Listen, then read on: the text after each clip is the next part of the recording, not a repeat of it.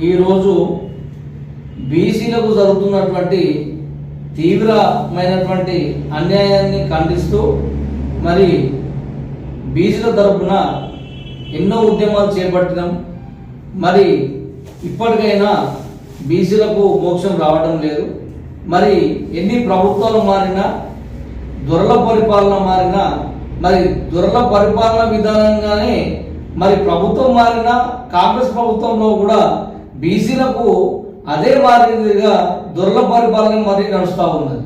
దీనికి కారణం ఏంటంటే మరి నిన్న పెట్టినటువంటి బడ్జెట్లో బీసీలకు మరి 46% ఉన్నటువంటి బీసీలకు కేవలం ఇక్కడ చూసుకుంటే మరి 3.74% కేటాయించడం జరిగింది. అంటే 11,405 కోట్లను మరి కేటాయించడం జరిగింది బడ్జెట్లో బీసీలకు.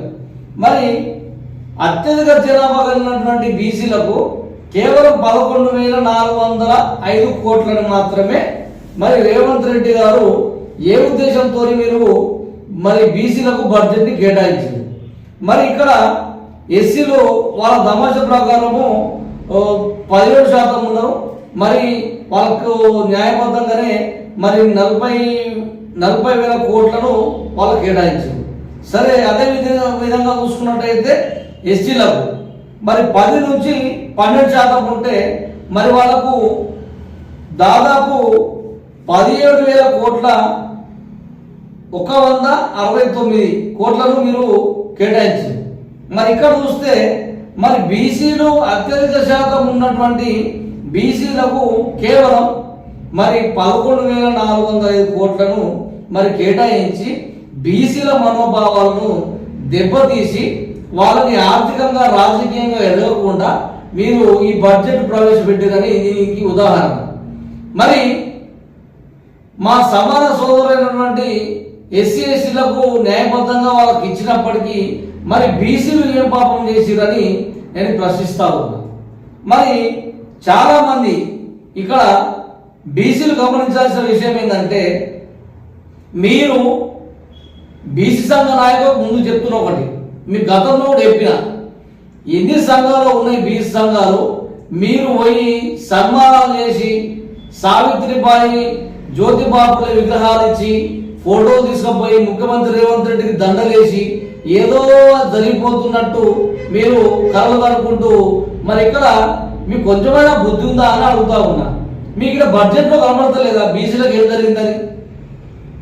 కొంతమంది ఏమో సభలు పోయి సన్మానాలు చేస్తారు సంఘం పేరు చెప్పుకొని, ఏదేమో ఉద్యమాల పేరుకొని బీసీలకు అది చేస్తున్నామో ఇది చేస్తున్నామో ఏంటేమో మీరు ఏదో బీసీల కోసం మేము కొట్లాడుతున్నాం అని చెప్పేసుకొని పోయి మళ్ళా పోయి ఏ అగ్రవర్ణ పార్టీలో ఉంటారో వాళ్ళ కింద పోయి వాళ్ళ భుజాల కింద సపోర్ట్ కొట్టుకుంటా మీరు పనిచేయడం తప్ప మరి ఇక్కడ మీరు ఉద్ధరించేది ఏం లేదు. మీ బీసీ సంఘాలతోని మరి బీసీలకు న్యాయం జరుగుతుంది నమ్మకం పోయింది.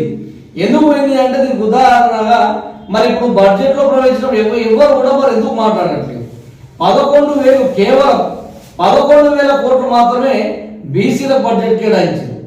మరి దీనిపైన మరి ప్రతి ఒక్క ప్రతిపక్ష పార్టీని కూడా స్పందించాల్సిన అవసరం ఉన్నది. మరి ఏ పార్టీలో ఉన్న బీసీ నాయకులైనా కూడా మీది మనందరి బాధ్యత, మనం కూడా దీన్ని తీవ్రంగా ఖండించాల్సిన అవసరం ఉన్నది.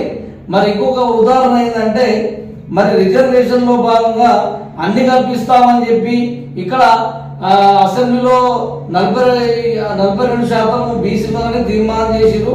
మరి అది కూడా మరి చట్టసభలో కూడా తీర్మానం చేయాలా, దానికి కేంద్ర ప్రభుత్వం ఏదైతే ఉన్నదో ఆమోదించే విధంగా కొట్లాడాలా, అది కూడా మరి చట్టసభలో అమలు కావాలి.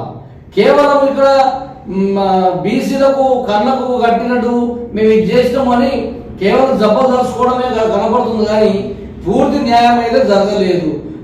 ఈ హైయెస్ట్ అంటే అత్యధిక జనాభా కలిగినటువంటి బీసీలకు నేను మళ్ళీ చెప్తా ఉన్నా, బడ్జెట్లో భాగంగా ఎస్సీలకు వచ్చేమో 40,000 కోట్లు, ఎస్సీలకు వచ్చి 17,000 కోట్లు, బీసీలకు వచ్చి కేవలం 11,000 కోట్లను ఇచ్చిన మనటువంటి కాంగ్రెస్ పార్టీ మరి ఇది పునరాలోచన చేసుకోవాలా. మరి దీనికి బీసీ శాఖ మంత్రులు పొన్నం ప్రభాకర్ గారు కావచ్చు, పిసిసి మహేష్ కుమార్ గౌడ్ కావచ్చు, మరి మీరు అందులో కాంగ్రెస్ పార్టీలో ఉన్నప్పుడు మరి మీకు కనబడతలేదా? ఈ అగ్రవర్ణన పార్టీలో ఉంటే మరి బీసీలకు న్యాయం జరుగుతుందా? ఇది ఒకసారి గమనించండి. బడ్జెటే కాదు, ఉద్యోగ, విద్య, వైద్య మరియు ఆర్థిక రంగాలలో అన్నిట్లలో బీసీలు వెనుకబడి ఉన్నారు. కాబట్టి కేవలం వారు బానిసలు కాదు, మరి రాజ్యాధికారం వారితోనే వచ్చింది.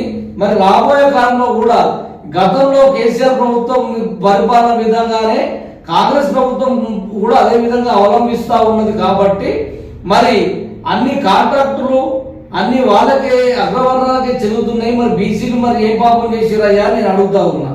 మరి అదే విధంగా గత ప్రభుత్వం లాగానే బీసీలు బీఆర్ఎస్ ప్రభుత్వాన్ని ఓడగొట్టారు.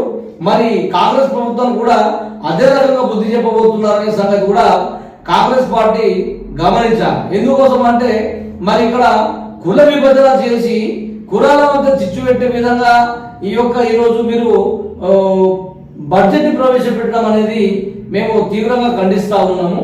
రాబోయే కాలంలో బీసీ ఉద్యమం మరింతగా బలోపేతం జరుగుతూ ఉందని ఈ సందర్భంగా తెలియజేసుకుంటున్నాను. దీనికి అందరూ సహకరించాలని పేరు పేరున బీసీలు రోడ్ల మీదకి వచ్చి ధర్నాలు చేసి తప్ప మనకు చట్టసభలలో మనకు ఇట్లనే ఈ విధంగానే మనకు అన్యాయం జరుగుతుందని ఈ సందర్భంగా చెప్పుకుంటున్నా. జై బీసీ.